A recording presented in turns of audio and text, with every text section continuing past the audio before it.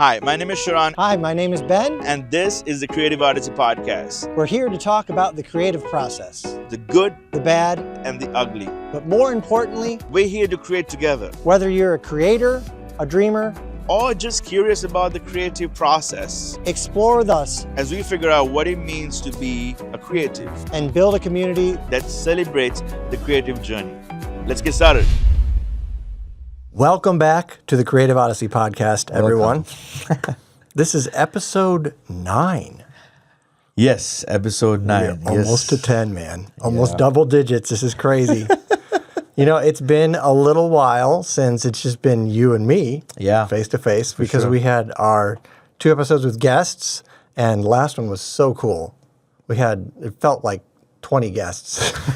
Right. Fun I time. think we just missed this format as well, and so we want to keep that for sure, especially because this is the part where you and I get to really break down this process and learn how to apply that for ourselves. Yeah. I feel like it's a learning moment for us every time we go through what we want to talk through. Right. And then obviously there's live realizations as you and I are talking. So definitely want to keep this up. So thanks for joining us again, everybody.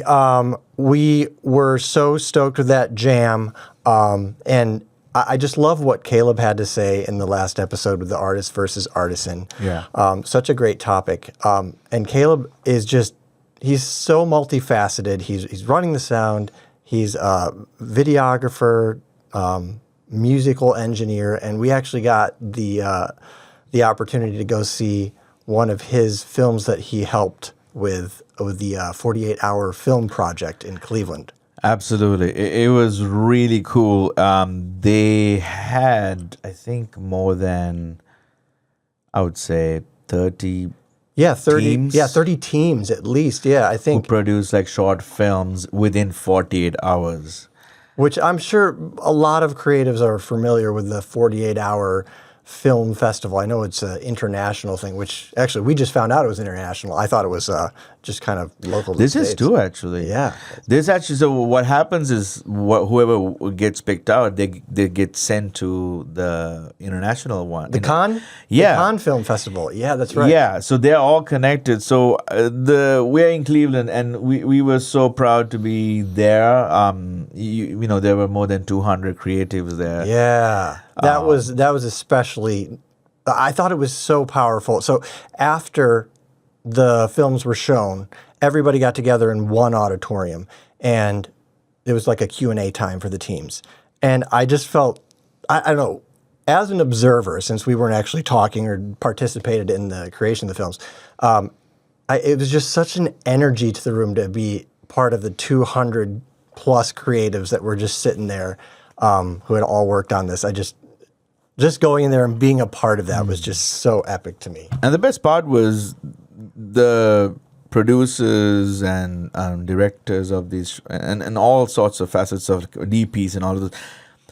They were all wide variety of ages. It was a nice range of it. So there were college students to people in much older, and there were people with gray beards and white beards, and I was like, this is amazing.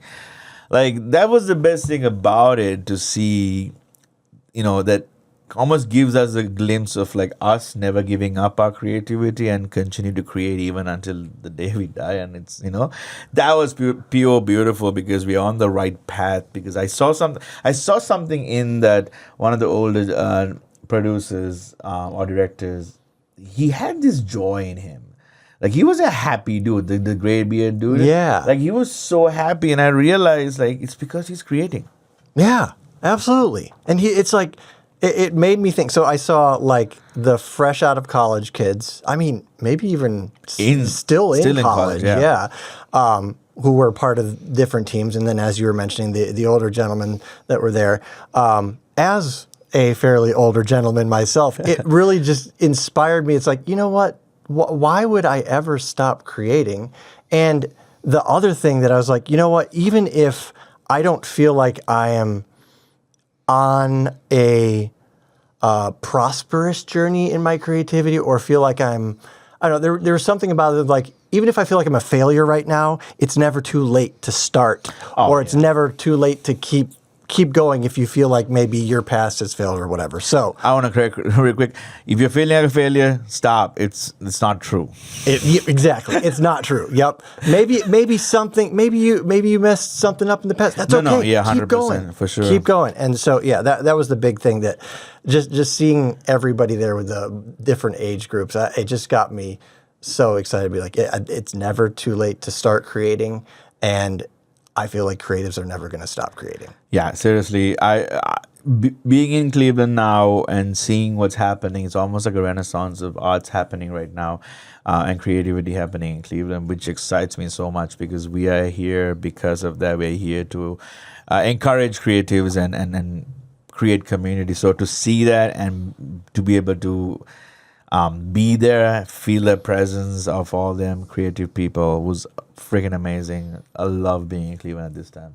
Yes, and shout out once again to Caleb for doing cool stuff like that. Yeah, being part of that. Their team, the Gorlock, right? That's right. The name of the film was Gorlock. It was like a sci-fi / horror genre. And these guys got to record it in a Ari Alexa because one of the members he works at a camera rental shop. So it was so crisp. It was the lighting, So the music. Caleb did all the music for it. Oh man. It was so glad we got to go. If I think they're going to put it out on YouTube, and we could probably add that link to this. Yes, we will definitely do that. Yeah, but Ari Alexa, I don't even know the cost. I know they're expensive and That's not they're even great. go there. Yeah, so Multiple tens of thousands. So, anyways, amazing. enough to chat, Ben. Let's get to the point.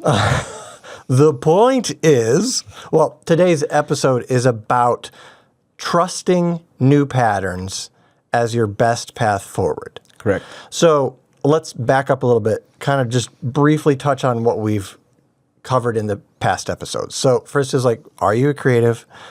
Next, embracing that creative identity. And then the next one would be creative blocks. The common creative blocks, ways to get through that. We talked about the prototype way to get around creative blocks. And then we talked about changing. So if we're having a hard time creating, we want to try to make a prototype and just call it a prototype. It doesn't matter where you're at with it. That's what a prototype is, right? And then once you get through that, I found personally that change is difficult and uncomfortable. Right. And so that was, I feel like, the last episode that we had, you and I here. I think that was episode 5 or 6. So the next step in the process naturally is, okay, so we're getting through these changes. I think it's time to start trusting what you're doing. If you know that it's right, it's time to start trusting the new process that you're going through. So obviously everybody's heard of that phrase, trust the process, trust the process. And sometimes it's going to take a while for old patterns that you've grown up with or been so familiar with for so long to shift over, and it's going to feel weird, uncomfortable, as I mentioned before, but I think you got to keep pushing through it. Yeah, and I think it's hard to trust the process if you don't accept the new path. Very good. Yeah. Right. Very well put. You could say a million times, trust the process, trust the process, trust the process. But what if you don't believe in where you're going or what you're trying to do? No matter how many times you try to trust the process, you're like, what process? To go where? What? Yeah, so that definitely needs to be defined. You need to understand that this is something that is going to benefit you in the future, even if it's uncomfortable right now. So, yeah, very well put. You need to know and define what that is.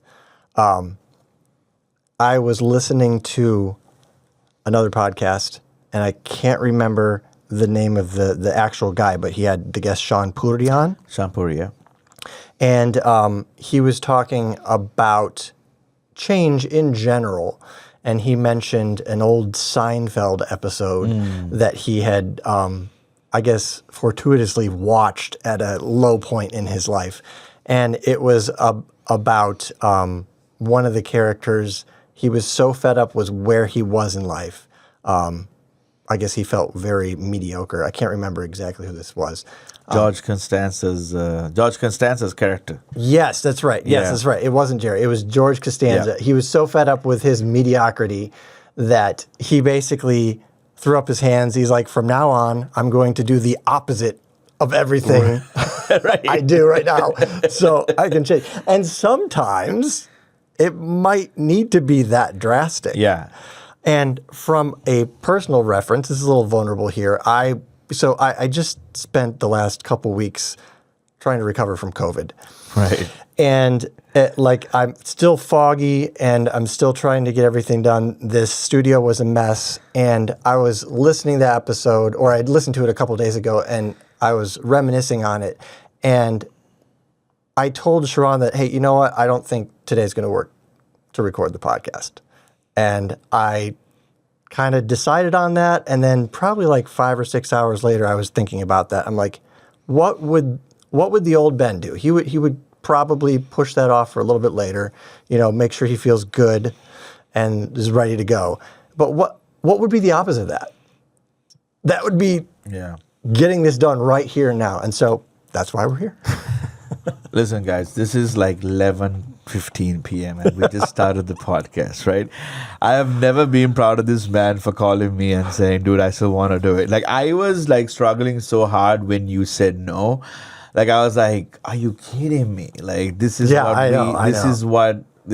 again, I really thought to myself, this is what the old Ben would do. And I was like, we have a decent relationship and we're still building it. So I don't want to like try to be controlling or whatever. And I have accepted, like, if there's a setback and we cannot record something, my creative right, or like the way I process is like, it's not supposed to happen. I'm going to be okay with it because I'm on a path to create. I have a mission from this podcast. We both have, and that will still continue even though the episode will get delayed. So that's how I reframe everything. Like, I do not allow any kind of like I'm allowed. Like, I allow myself to be upset. I might throw a fit or two, but after that, I'm like, okay. I reframe my thoughts, and I'm like, okay. There's no point being angry. There are valid reasons. So how can I accept this? So this is a little tangent, but this is kind of similar to what we're talking about in this episode. Yeah. So I'm super grateful that I sent Shanpuri's episode. Yeah, actually, I'm not in that intention whatsoever. Of course. But I'm grateful it worked out because this is we're starting on a good note. Oh yeah, absolutely. And it just seeing your reaction when you told me about the episode when we were hanging out the other day, your face was just like, this is so good. I'm like, okay, this has to be, I got to listen to this. And usually, like, when people send me stuff, I'll listen to it eventually. And it'll take a couple weeks to finally get it in rotation or whatever. But I'm like, I'm going to put this on right now. So that's awesome. So glad So doing something different when you're in the regular mundane or you're stuck in a creative rut or whatever the case might be. So that's where you're at. That's super powerful. So I really want to think about that example of George Costanza in Seinfeld. My question is, the reason he was led to that point was he recognized the things that we were doing. So it started with him eating tuna salad every single day for lunch, right? And I don't remember the circumstances, but he was like, oh, the server comes and she's like, tuna salad sandwich today. And like that reminded him, like, this is his life every single day. This is the same things and nothing has changed in his life. And so the way we are talking about creativity is, you and I, we both know that we are creative, yet nothing is happening. Or like, in a sense, nothing is being produced. Nothing is flourishing, right? Like creativity, like anybody can play the song or piano or whatever. And if they don't grow and improve, they're never going to write a song. They're going to play the same thing over and over again. And eventually you're going to get sick of it. right? Like everybody plays Happy Birthday, but nobody wants to listen to it all the time. Do they? It's great that you listen to it, but like, I'm sorry. I'm thinking of somebody like searching up on Spotify. Oh, dude, I want to listen to Happy Birthday song again. right. It's not going to happen. So, same thing applies to when you realize you're a creative or when you know you're a creative, you know there's something within trying to come out and like this urge to create.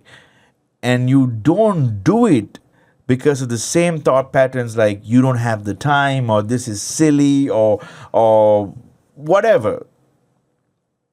So nothing ever changes. Right. But you have this potential and creativity within you that is waiting to ooze, because what's on the other side of the opposite is self-discovery, knowing, like learning that, like, oh my gosh, I'm creating, I can do that, and that whatever I created is sparking emotion. Like whatever that was healing inside me, that what I created is actually healing it. Like, you would never get to that point if you don't change the regular pattern of doing things. And if it's creativity, if you're not creating, there's a reason why that's not happening. It's because more often than not, you're following the same thought pattern. You might listen to a podcast and get inspiration, but yet you're following the same thought pattern, and nothing will go to the other side of the prototype because of you not changing the thought patterns that you have ingrained in yourself. Yeah. And I think back to the George Costanza reference is you can think about doing something new, research doing something new. You can find a new song and get ready to practice the new song. But if you keep ordering that tuna sandwich, nothing's going to change. You got to take the action to make the change. Right. And the more you do that, the more likely you're to continue doing that. Right. So you keep building that new neural pathway in your brain that finally will become a habit. And so reinforcing these things, once you do something, so let's take, for example, me saying, okay, let's do this anyways. I'm not at tip-top shape, whatever, let's do it anyways. Yeah. That's the first step in my journey in being more, let's keep going. Let's keep pushing this harder, faster. Let's keep going. Yeah. Right? So next time, it's going to be easier for me to say, no, of course, let's do it. I might have had a really stressful day, but let's just do it. Come on, let's keep going. I think about the jam session we did in the last episode on YouTube. If you would have told me that I was going to do something like this with cool creative people where we recorded and get some really like amazing audio and this beautiful creation, I would have been like, you're kidding me. But when the idea came, I was like, why don't I ask Caleb if he'd allow us to do it in an apartment? And then why don't we invite...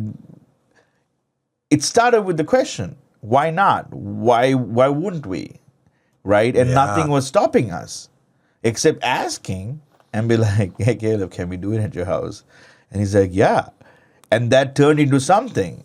But the old Sheran would be like, well, I'm not that good in piano and I'm not that good at improvising as much. And I don't want to be the one like holding everybody down and all of these things. I went there. Like, I love my creative freedom, and I can talk about the reframing thing for a second here again. I live in freedom. Since the day we started this podcast and since the day we have been analyzing creativity and what that means to me and how I'm an artist and I'm a creative, I have truly accepted so much freedom in all of this, in to say, like, I don't care what people think of me. I don't even care what I think of me at this point. All I know is my creativity inside is saying this could be so freaking awesome if I do it with these people. That's it. That's the only parameter I have. It must be fun and exciting for me to do. And I have to do it with people that are amazing, who has the same excitement. And I saw this reel the other day about this guy mentioning we got to change the way we look at our jobs. See, if you're a creative, Our job is the side hustle. The creative endeavor is our identity. The creativity that, or listening to creativity and making something happen, or wanting to engage in more creativity. That's our identity. That's our full-time job. That's our full-time Right? job. And when you really think about it, the time that you spend at your whatever your job is that you make money at, whether that's 8 hours a day or less or more than that, it is largely a small percentage of your entire day. And the rest of that day is your full-time job of being creative. Yeah. I mean, you're obviously not going to do that during your sleep, but still. Right. I've had many inspirations during dreams that I've been sleeping. Yeah. Even then. Yeah. So anyways, all that to say, just reinforcing what you're saying about the full-time job there. It's the creativity is your full-time job. So start acting like that. Yeah. Instead of being like, well, I got to go to work today. I'm going to be too stressed. Well, I'm going to be too tired when I get home, so I'm not going to be able to do anything. Right. Reframe your mindset, man. And I think, so once you accept that, right, that your job is a side hustle, then I look at all the excuses that we can come up with, tired, all these things that can get in the way, right? I still plan those times to do something like creative. I have multiple avenues: woodworking, video, music, anything I can think of. So I can schedule my day around these things. I will do these things. But the most important thing I do is I listen to my creativity. The reason I schedule these times is because it's a priority for me. So I know that my creativity must be massaged or whatever during these times. Must be tended to. Tended to. Yep. So no matter how tired I am, I will find a way to be creative, one avenue or the other. Now that's number one. If you're not setting that time for your main thing, that this creativity thing you're trying to do, it's not going anywhere. It's never gonna happen. But once you do that, though, you have to listen to your creativity at that point. If I was supposed to do woodworking, but I'm now driven to make a song, I listen to the creativity and go make a song. Ah, okay. You know what I mean? Yeah, it's true freedom. True freedom. Yeah, yeah, like you were saying, it's true freedom to be able to move from creative outlet to creative outlet, not letting specific ones stop you from being creative. Right. And so the main thing you need to make sure happens is to be able to jump between the creativity or between the tasks or mediums and listen to creativity is you must be free to create. You must be kind to yourself. No more shame or disappointment. None of those things are part of this, because that's negative and that will only hinder your creativity as opposed to being free. So this is a process where my creativity right now is telling me to go create this, not the woodworking thing. Okay, cool. That's not me being a failure. That's me recognizing I'm a creative person. Listening to the voice or the creativity comes first. Everything else must adjust. I love that point of being kind to your creativity.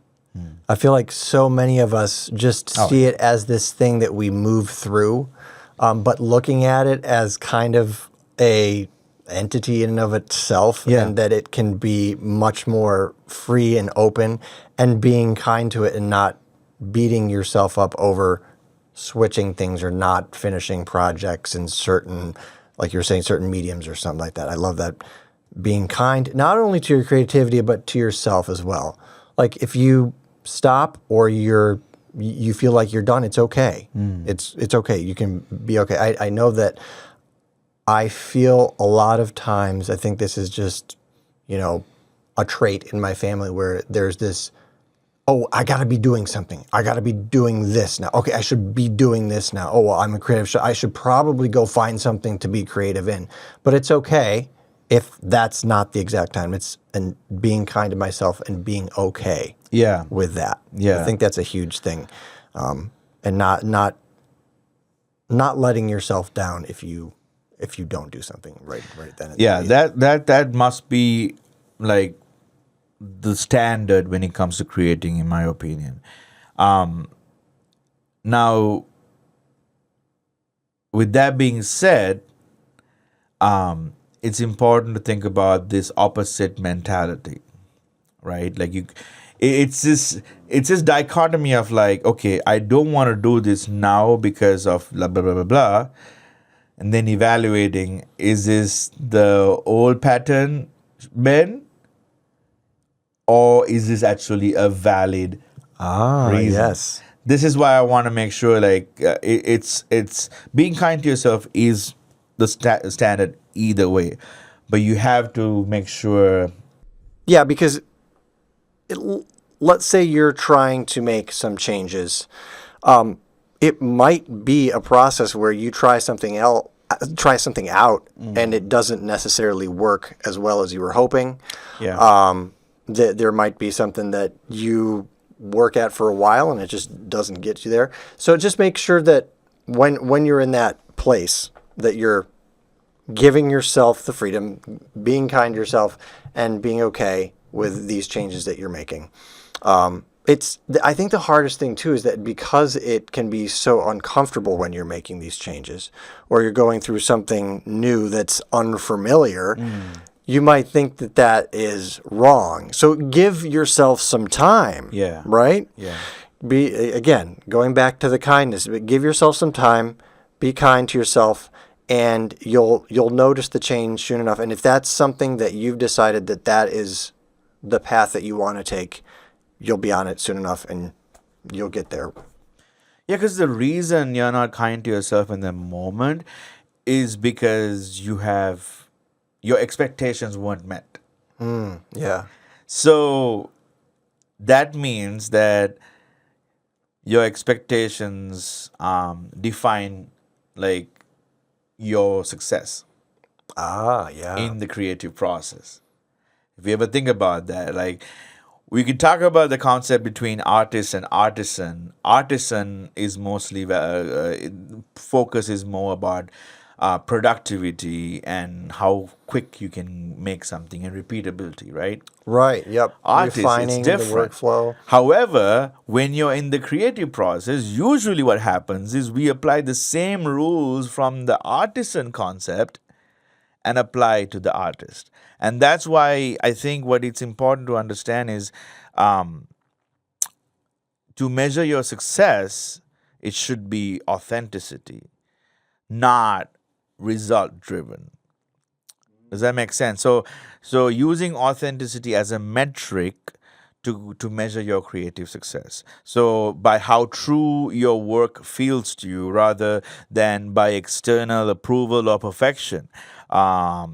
This approach allows you more creative freedom, reduces self-censorship, and leads to like kind of fulfilling and genuine work for that, evolve naturally with you.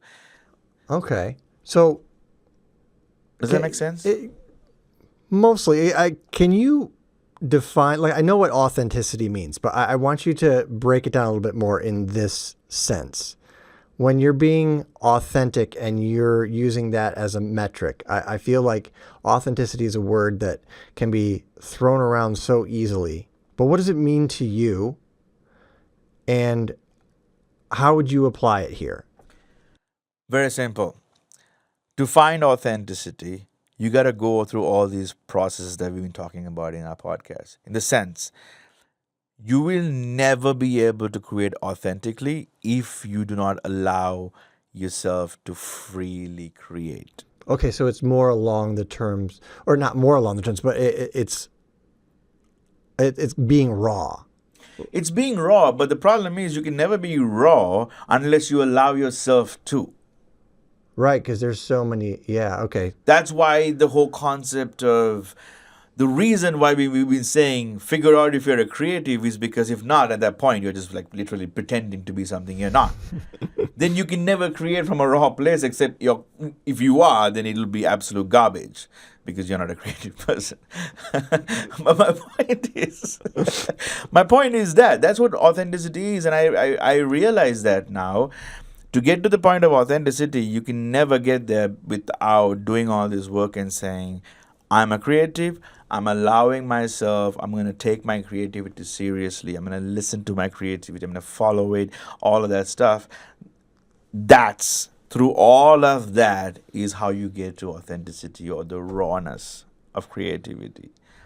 And if you use that as a metric to to measure your creativity success, now there are no rules, no boundaries, except does this feel right? Does this feel good? Is this what I'm trying to say? Am I saying it without worrying about what people will say? Or am I breaking down societal barriers? Or maybe I should be like kind of like on the easy side or whatever.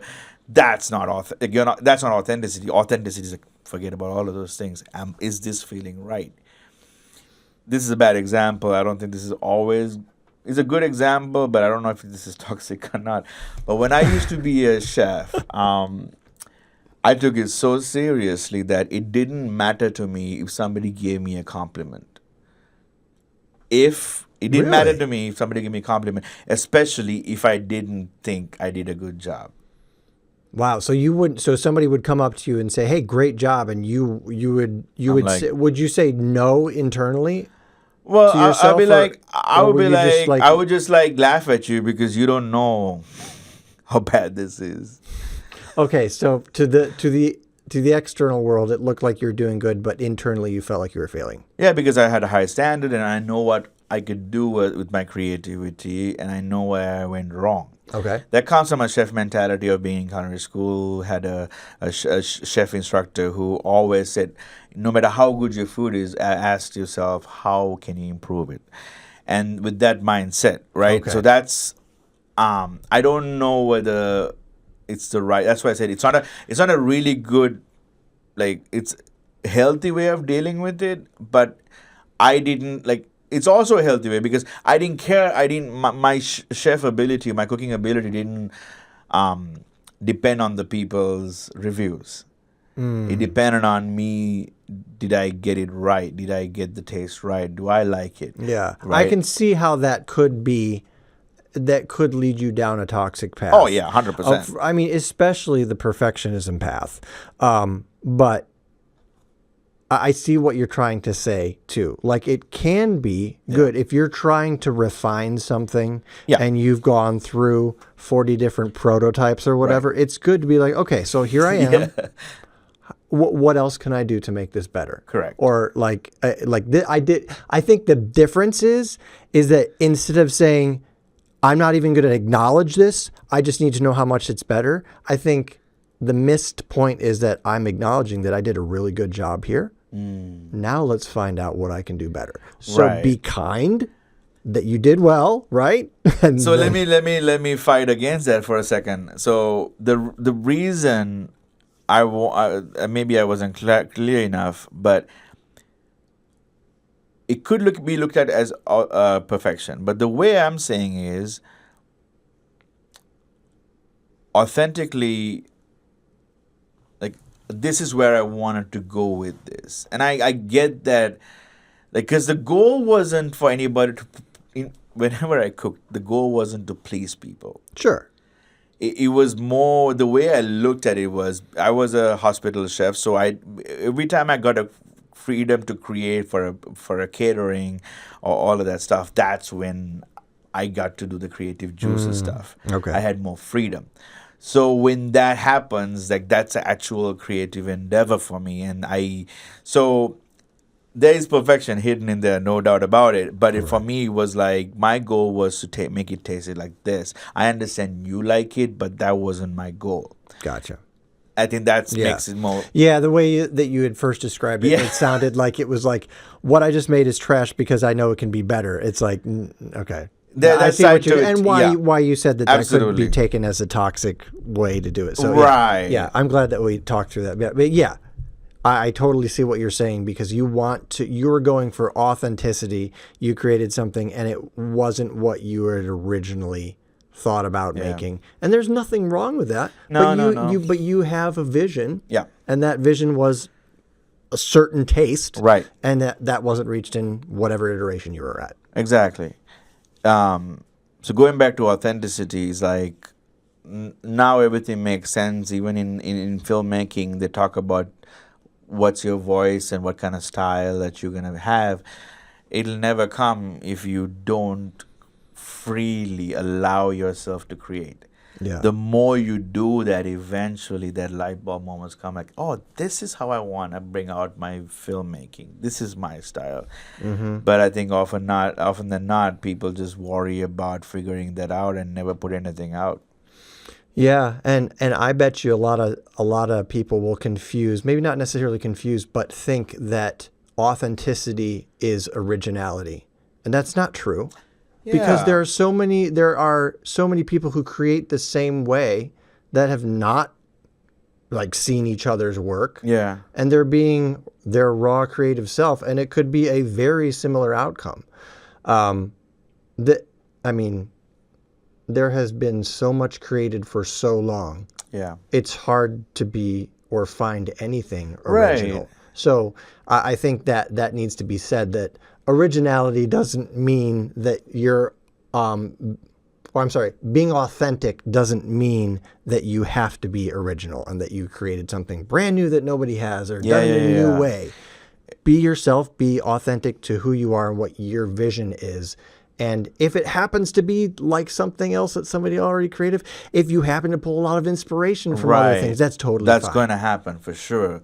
And it's just continue on that journey to eventually find it. That's the cool thing about it.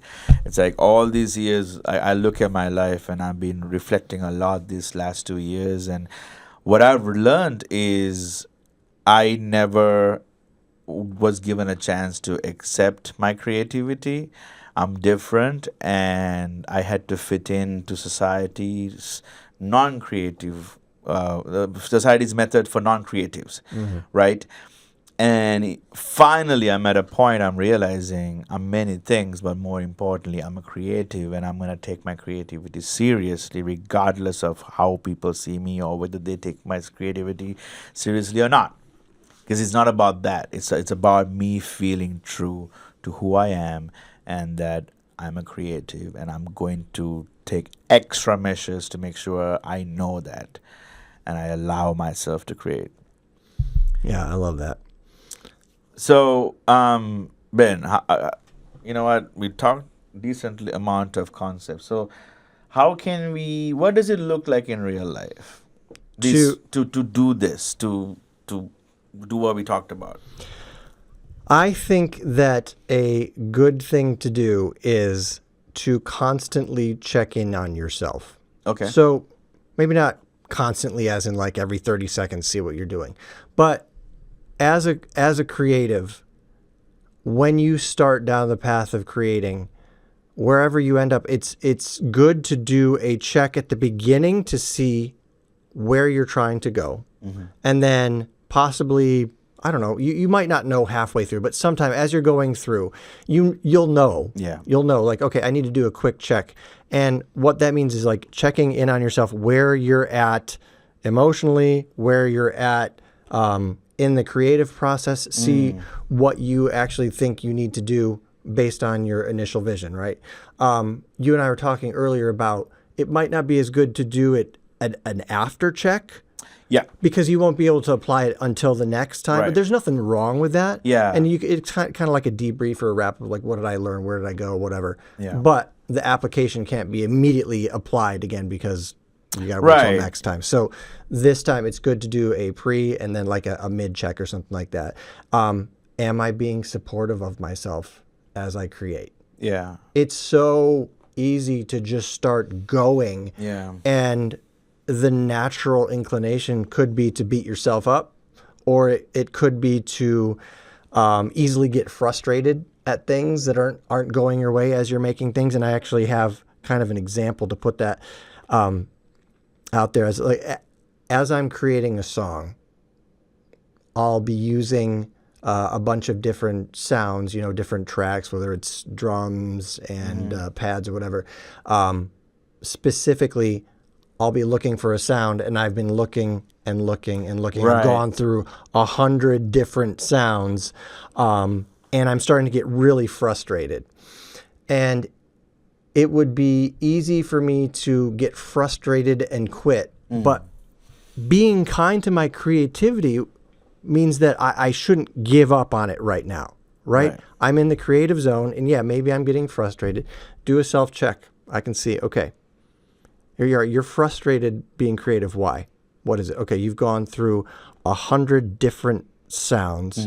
The easy way out, and what I so many people do will be like, well, I'll just stop right now and come back later. Yeah. Okay, that's fine. But you want to be kind to your creativity, and you want to let that flow. You want to be authentic, and you want to be raw. So cutting it off right then and there might not be the best option. Yeah.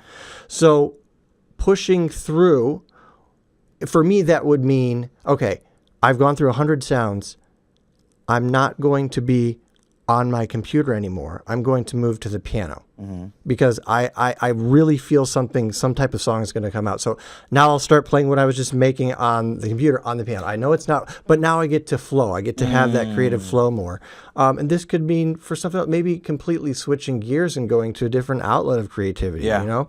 Yeah. So I think the point is checking in on yourself while you're creating, so you can continue creating until that creative flow finally finishes. Because the creativity is the goal. Right. Continuing that and prolonging that. And because the reason creativity gave you a prompt to go and do something, that's the goal. And what happens is, the daily check-in, the check-in is pretty much being aware of what's happening. Right? Yeah, you don't have to sit down and write down a bunch of stuff. I mean, exactly. You can. It's just understanding, like, it's easy for me right now to just drop this off and come back later because for many reasons, plenty valid. But can I do something different? Can I challenge with a different route to this? Like, I know creativity gave me this, but also my creativity is powerful. So am I able to try something different and see if I'm able to even be flexible? Yeah. That's a whole nother conversation. That's a whole other conversation. Being flexible, pushing your boundaries, challenging yourself. Yeah. Exactly. Because one of the things that stood out to me was when we had Caleb in the podcast was, he said part of jamming was the synchronicity of everybody, but also the clashes. True. He mentioned that blew my mind. Like, the whole concept was not this perfect thing that we were trying to create. If you really listen to it, you can hear the dissonance. You can hear the little bumping here and there. Minimal, but yet it was there. I might say shockingly minimal, but still, it's still there, and I never thought about that as being beauty in the imperfections, because we were not trying to create a perfect. We were trying to be creative, and regardless of how it comes out, what's important is we got together and jammed, and we made something beautiful. So it's that creativity is the primary force, and that's what we care about. Doing that more is the goal. Stopping because I don't have the right instrument or whatever might limit the creativity. Yeah. To say, my creativity is powerful enough for me to say, if I give the chance, I could probably go a different route and make this song better. Yeah. Yeah. And creating from a place of curiosity as well. So in that same thing, what could I do differently? Viewing each project as kind of like a question or exploration, rather than something that is set in stone. It's like, okay, like I usually do. I'll come here, but I know I'm going to make a song. I know it's going to be 5 tracks, or whatever. I know that I want these certain things. I could be completely curious and say, well, what would happen if I did this? What would happen if I started creating something that I never have? I actually, last week, sat down and started drawing. I haven't drawn in forever. Cool. Yeah. But it felt very, I don't know, it felt rejuvenating. I didn't do too much, but it was still like rejuvenating. It's like, this is a different Yeah. creative outlet. But what I'm trying to say is sometimes it's so cool to see where your creativity will take you if you do something so wildly different, so George Costanza. Right now I'm going to do the opposite of what I would normally do in this situation. So I guess kind of understanding what that means yourself, what it means to be curious in your creativity, and exploring that. And the final yourself. thing is, the final thing is, you're a creative, and more often than not, this creative process looks like a mess. Yeah. And usually that's the norm. I think there needs to be a certain amount of willingness to accept that it could be messy, it might look messy, it might smell messy, whatever, right? As you continue this process of understanding as a freedom in creativity, I feel like it's gonna get less messier up here. Maybe physically the desk might be messy or whatever, but here it becomes clear. Oh, it rhymed. And Nice job. you know what I mean? It physically might like look messy, and allow that to be the case. Don't worry about some people want to be clean, that's fine, but our goal is to clear here and just create and listen to that the voice or whatever, the excitement. If you do that, that's going to happen. So we've talked a lot about this, and I'm really curious, you guys. I want to call it riding the wave, like the wave of creativity. Tell us how that works. How did you come to the point of realizing, oh, this is creativity and I need to ride it out, or ride the wave, or vice versa? How that process works? We would love to hear, your thoughts about that, and talk more about it, and maybe your own coping mechanisms or own reframing ways of navigating the creative process, and how you accept it and all of that stuff. Yeah. Yeah. And really just kind of to sum everything up, the whole thing about trusting the rhythms and the patterns that you're going to go through while you're making the change, even, that's what you want to do, is trust that even if it feels uncomfortable or unconventional or different or something like that. So new patterns can be good. New patterns can be uncomfortable. New patterns can take a long time to adopt. Right. But if we're trusting, if we're trusting that that's what we need to do to become a better person in our creativity. And a freer person. Right. And I want to make that distinguishing point clear here. Be a better person in your creativity. I'm not saying be a better creative, because you're perfect. Your creativity is perfect as it is. It's you approaching your creativity. I think that's a big thing. Right, because you are the one putting the boundaries. You are the one putting the disappointment. You are the one putting the shame in there. Nobody else. And even if they did, like, it should not matter, because you listen to your creativity, and you're the only one who can do that. Yeah.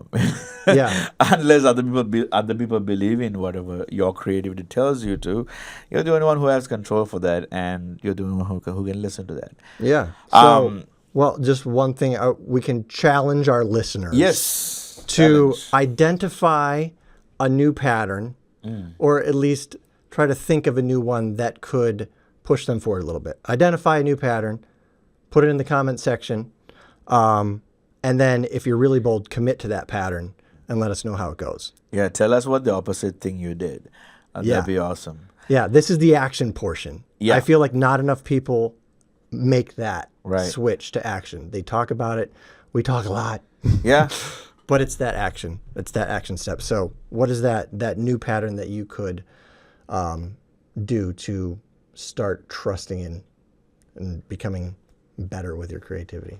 Absolutely. I think, first of all, thank you so much for listening. Thank you so much for watching. The Creative Odyssey podcast, it's been a journey. Like I want to sit here and just like celebrate the wins for a second.